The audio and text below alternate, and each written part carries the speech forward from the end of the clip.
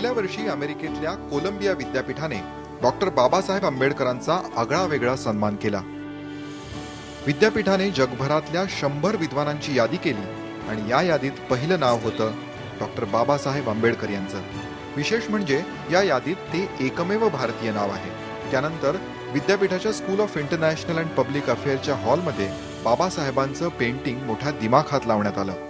And it is here at Columbia that Ambedkar began his study of the political character and effects of different kinds of political institutions, including the Constitution, or at least other constitutions than India's. He would go on, of course, to play a major role in that.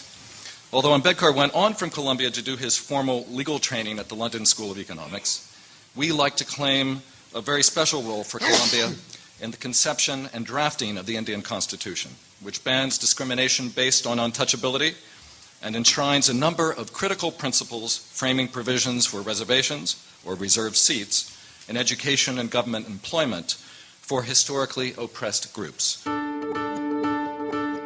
या ठिकाणी Colombia विद्यापीठाने जगभरातील राष्ट्रांच्या राज्यघटना आणि कायद्याच्या अभ्यासासाठी बाबासाहेब आंबेडकर अध्यासन स्थापन केलं।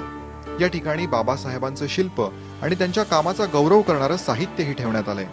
बाबासाहेब कोलंबिया विद्यापीठात शिकायला गेले ते 1913 मध्ये। त्यासाठी त्यांना बडोद्याच्या महाराजांकडून स्कॉलरशिप मिळाली होती।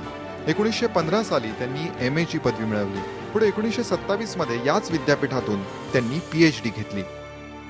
कोलंबिया विद्यापीठात शिकताना आयुष्यात आपल्याला पहिल्यांदाच सामाजिक समतेचा अनुभव आला, असं बाबासाहेबांनी 1930 साली न्यूयॉर्क टाइम्सला दिलेल्या मुलाखतीत सांगितलं होतं।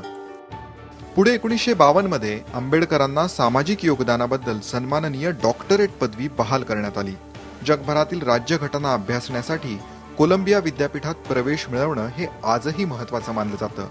याच पार्श्वभूमीवर बाबासाहेबांचा विद्यापीठाने केलेला सन्मान भारतासाठी अभिमान ठरलाय। Bureau report, IBN Lokmat.